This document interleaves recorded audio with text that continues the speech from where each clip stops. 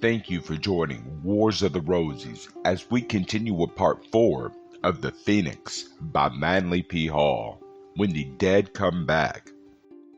Those opposed to the belief that man's intellectual faculties survive the dissolution of the physical body advance as proof of mortality, that the dead do not return. The phenomena of spiritualism are not accepted by the materialist as evidence of this survival because of the difficulty of establishing by physical means the integrity of such manifestations. It is a mistake, however, to suppose that the vistas of the invisible world can be charted by clairvoyance alone. Men have died and have lived again, for returning from the vault of shadows they have described with minute details that which they experienced and beheld. In most cases, they were not even believers in the metaphysical. Before their miraculous death and resurrection, they were addicted to intemperance and excess. But after their return from the subterranean realms of Hades, they become men of exemplary morals, having been shocked into a new life of piety by the awesomeness of their experiences. By the irreligious, death is viewed as the final dissipation of both life and intelligence. By the devout, it is held as the beginning of a spiritual state where woe ceases and all things become miraculously perfected.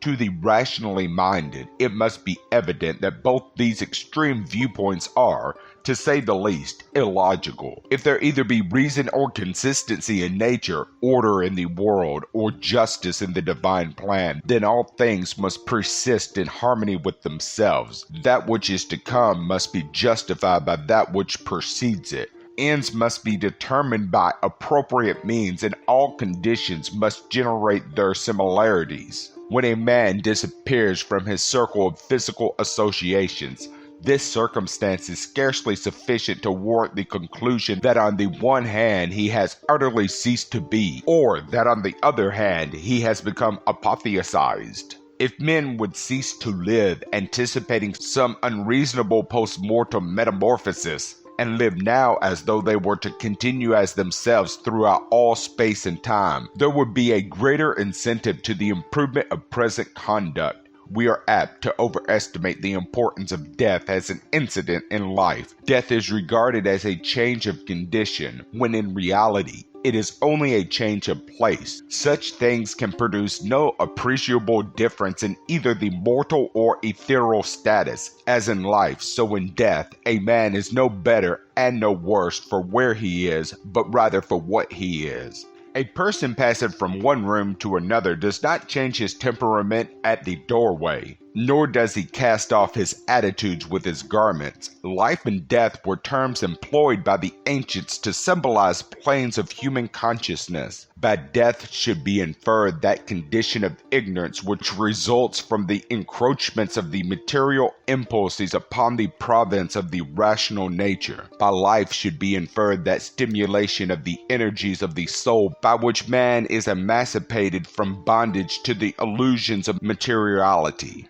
To paraphrase the Platonic arguments of Plotinus, when the soul is merged with the body, so great a part of it sleeps or is obscured that the stimulation of the sense perceptions is its only employment. Resurrection, therefore, is not the elevation of the dull mass of the body, but rather the elevation of reason above this mass.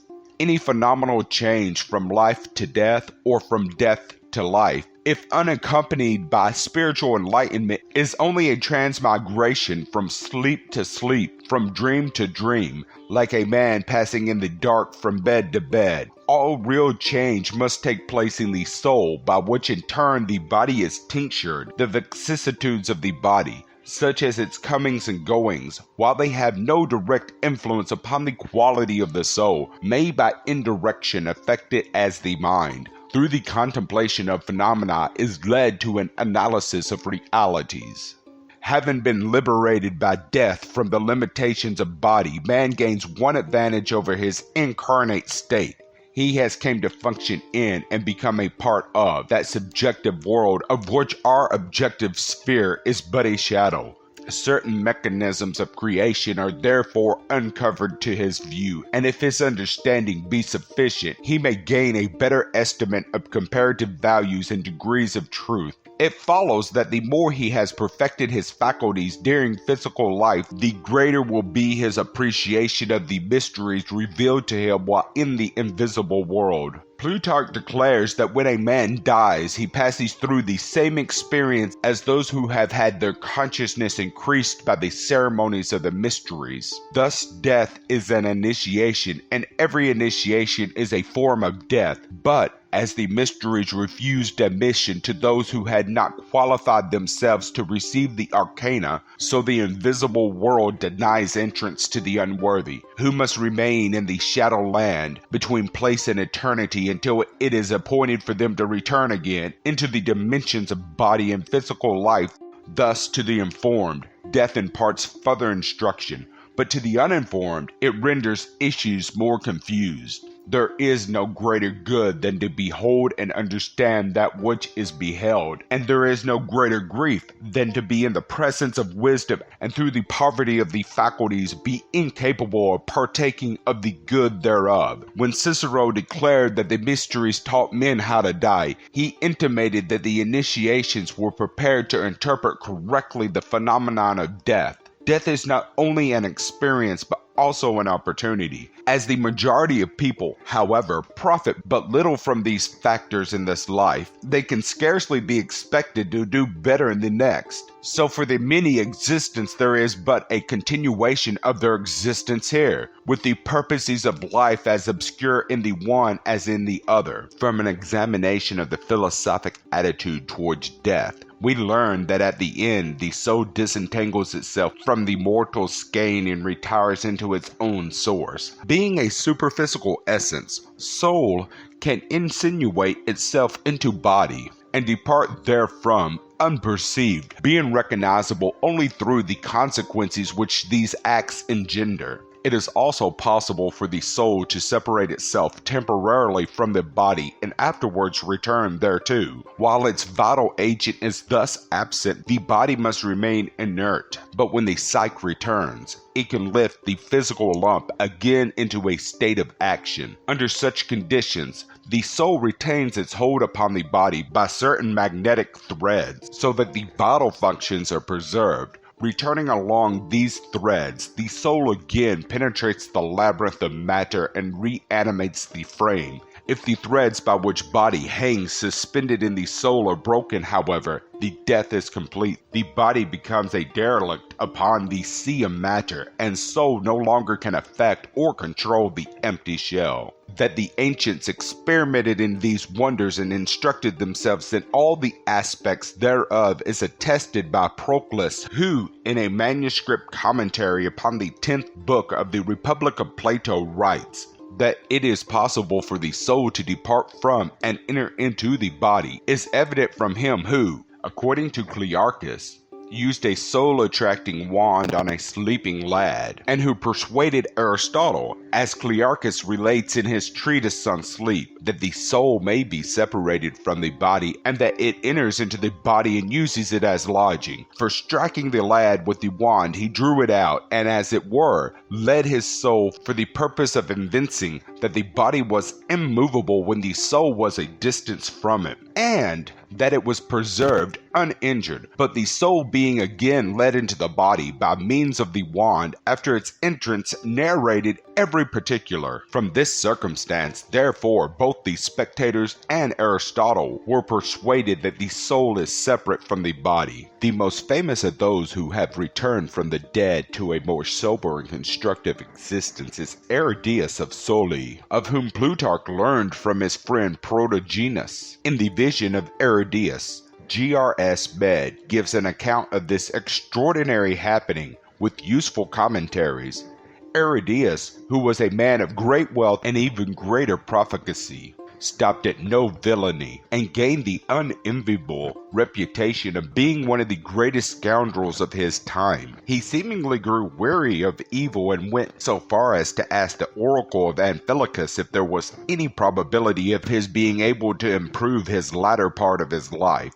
The oracle is reputed to have answered with the enigmatical statement that he would do better after he was dead. Whether this answer preyed upon his mind or whether Providence turned defender of prophecy is not known. Aridaeus met with an accident, however, and although seemingly uninjured, the shock brought on a semblance of death. There was complete suspension of animation which deceived the cleverest physicians. 3 days later, just as the plans for his funeral had been completed, he rose from his couch of death and, recovering entirely from this strange experience, narrated to a few of his closest acquaintances the strange things which had happened to him during the period of his temporary decease.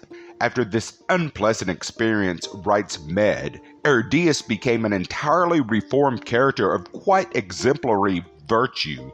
Aridaeus explained the amazing change in his mode of life and thought by what he had seen and experienced. Plutarch immediately recognized the integrity of the vision because of its agreement with the ceremonials of initiation. Aridaeus explained that when his consciousness escaped from the body, he experienced a sensation similar to that of a sailor who had been swept overboard into deep water. After a little time, he seemed to breathe in every part of him and to see in all directions at once, as though the single eye of the soul had been opened. He was in space, and no objects were visible save the stars, which were at enormous distances from each other and of giant size, and poured forth marvelous radiations of color and sound. The most significant statement in the vision is that concerning the souls of the dead, which rose in flame-like bubbles, or auras.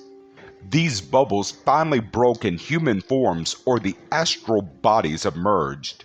He then describes the confusion of those who, passing into death unenlightened, face eternity terror-stricken and move in panic-driven herds.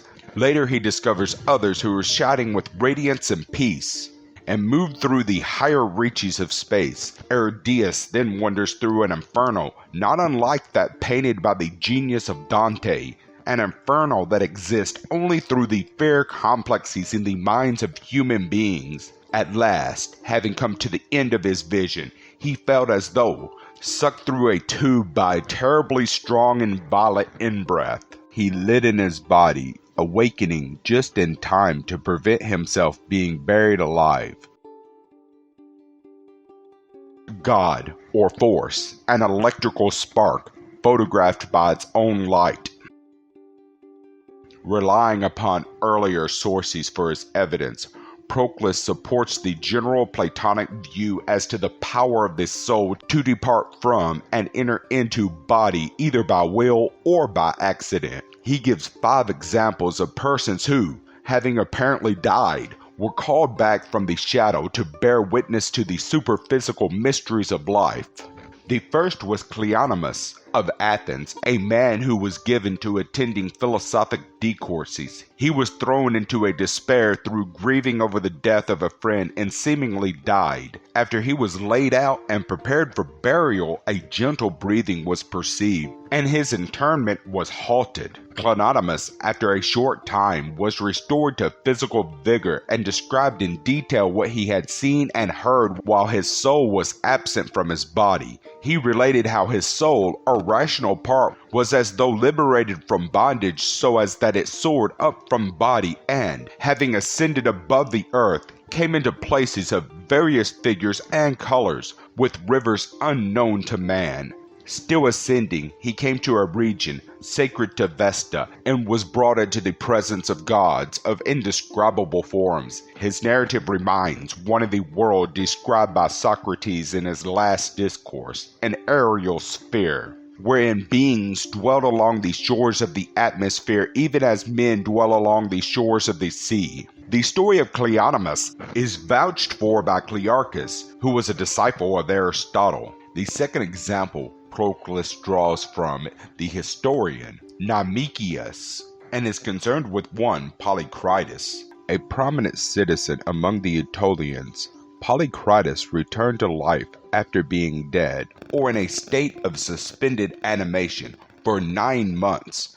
Coming forth out of his tomb, he joined in a general assembly of the prominent citizens, consulting with them as to measures to be adopted for the improvement of the community. The circumstance was so extraordinary, Hiero the Ephesian and other historians testified as to the truth of it, sending a statement of the facts to the king Antigonus. After returning from his wandering in fourth-dimensional vistas, Polycrates seemed to have increased in wisdom to a marked degree, from which it was evident that he had found favor with the gods.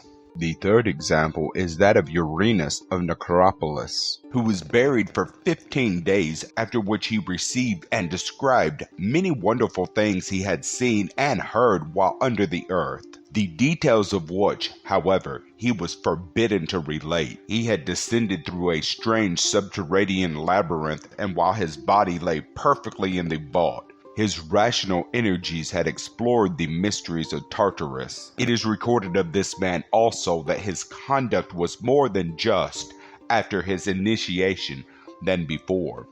The fourth example is that of the Thessalonian priest, Rufus, who rose from the couch of death after 3 days and performed certain sacred ceremonial attendant upon his office. Having thus fulfilled a vow to perform these sacred ceremonies, he lay down and died for the second time, and from this death there was no return.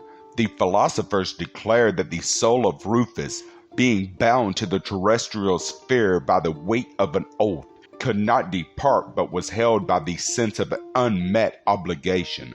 The soul then returned to the body, reanimating it for a second time to perform the rites according to its vow, whereupon released from further entanglement in matter, it retired into a spiritual state. The last example given by Proclus is Philania, a lady who lived under the region of Philip. She died and 6 months later came to life again, died a second time, and was reborn once more even to the third time. Her strange actions during the periods of her reanimation she declared to be according to the will of the terrestrial demons or spirits. It seems that her body was occupied by elemental entities who caused it to appear as though animated. Philania also describes strange beings existing in the invisible worlds who conversated rationally with her on profound and varied subjects. Like the others, she interpreted the substance of the transcendental spheres in terms of light and color. Also glorious symphonies and harmonies which thrilled through the subtle essences like some vast orchestration. American Indian mythology is embellished with numerous accounts of priests and heroes who have penetrated into the ghost land or spirit world and returned alive. Usually the ghost land is subterranean and reached only after an arduous journey through dark passageways infested with monsters and filled with natural dangers. Returning from the spirit world, the courageous warriors describe the adventures which befell them. This intercourse between the worlds and this power to pass from one to another was cultivated by nearly all ancient or primitive peoples. In the myths of the North American Indians, Lewis Spence writes, "In many Indian myths we read how the shamans, singingly or in companies, seek the spirit land, either to search for the souls of those who are ill, but not yet dead, or to seek advice from supernatural beings. These thaumaturgical practices were usually undertaken by 3 medicine men acting in concert, falling into a trance in which their souls were supposed to become temporarily disunited from their bodies. They would follow the track of the sick man's spirit into the spirit world. The order in which they traveled was determined by the relative strength of their guardian spirits, those with the strongest being first and last, and he who had the weakest being placed in the middle. If the sick man's track turned to the left, they said he would die, but if it to the right, he would recover. From the trail they could also divine whether any supernatural danger was near, and the foremost priest would utter a magical chant to avert such evils if they came from the front, while if the danger came from the rear, the incantation was sung by the priest who came last. Generally their sojourn occupied 1 or 2 nights, and having rescued the soul of the patient, they returned to place it in his body. Not only was the shaman endowed with the power of projecting his own astral body into the land of spirits by placing cedarwood charms in the hands of persons who had not yet received a guardian spirit, he could impart to them his clairvoyant gifts, enabling them to visit the spirit land and make any observations required by him. The souls of chiefs, instead of following the usual route, went directly to the seashore, where only the gifted shamans could follow their trail. The sea was regarded as the highway to the supernatural regions. A sick man was in the greatest peril at high water, but when the tide was low, the danger was less. The means adopted by the medicine men to lure ghosts away from their pursuit of a soul was to create an astral deer. The ghost would turn from hunting the man's soul to following that of the beast. Among some of the southwestern tribes, we find the magic carpet ceremony. The body of the deceased is placed upon a small black and white blanket. This blanket carries the soul of the dead through all the mysteries of the underworld. The Indians believed that man originally issued out of the earth, and that he would return to his original home after finishing his wanderings in the mortal sphere. The red men expect to go back again under the earth when they die. This is a significant link with the initiation ceremonies of the Egyptians and Greeks, for the lesser mysteries were invariably conducted in subterranean crypts to signify, as the classical writers have testified, to the relapsed state of the human soul. The Indians recognized not only the underworld wherein exists the ghost land, but also the superior world far beyond the clouds, where dwelt the Manados, or gods. In American Indian mysticism are found many parallelisms with the old Chaldean metaphysics. Thus, life and death become merely the objective and subjective expressions of one state. Departing from the outer body of the world, men retire into the inner body of the world, but in life and death are bound to the terrestrial sphere. Hence, birth and death have no significance except when accompanied by a release of spiritual consciousness. Perfected souls do not wander in the ghost land. In the Egyptian system, Amati was the nocturnal sphere of the dead, while the true heaven was far above the North Pole. The ghost land is nothing but the invisible body of the earth, wherein the souls of men vested only in the more subtle garments of ethereal and astral substance continue their existence after shuffling off their mortal coil. For the ghost land, they are reborn again to live and die repeatedly until the soul, energized by the reason, dedicates itself to the escape from matter and, through high purpose and great accomplishment, soars upward into the world of the gods to return no more to the illusions of matter. As the initiation ceremonies of the mysteries constituted what was called the philosophic death and the philosophic birth, the rites contain numerous allusions to death, and in the higher degrees, the more advanced pupils actually pass through the experience of death, an experience created for them by the wisdom and ingenuity of the priestcraft. Many of the initiated hierophants and adepts were profoundly vested in mesmerism and hypnotism. They would cause artificial catalepsy, and by their own knowledge of natural law temporarily force the soul out of the body that it might gain the actual experience of passing into the invisible world. Narcotic drugs were used to produce temporary clairvoyancy, and were noted by Salverti, who added that Christians drugged the communion cups to create visions and ecstasy. Charms, talismans, and fetishes were employed, spells and mantras recited, and elemental forces invoked. And in the lonely passageways of the ancient temples, all these agencies conspired together to acquaint the neophyte with the profundities of mortal and immortal existence. Hence, it was well said that a man was born again when he had passed through the initiations. He was hailed as one who had returned from the dead, who had approached the threshold of Proserpine, and had seen the gates of hell swing open to receive him. Every initiate of the ancient world had passed out of his body at least once. usually aided by the priest. This experience entirely changed the perception towards life, for it enlarged the horizon and established a new concept of values. Today we firmly believe that when we are dead, we are very dead indeed, but in reality, when we are dead, we are very much alive.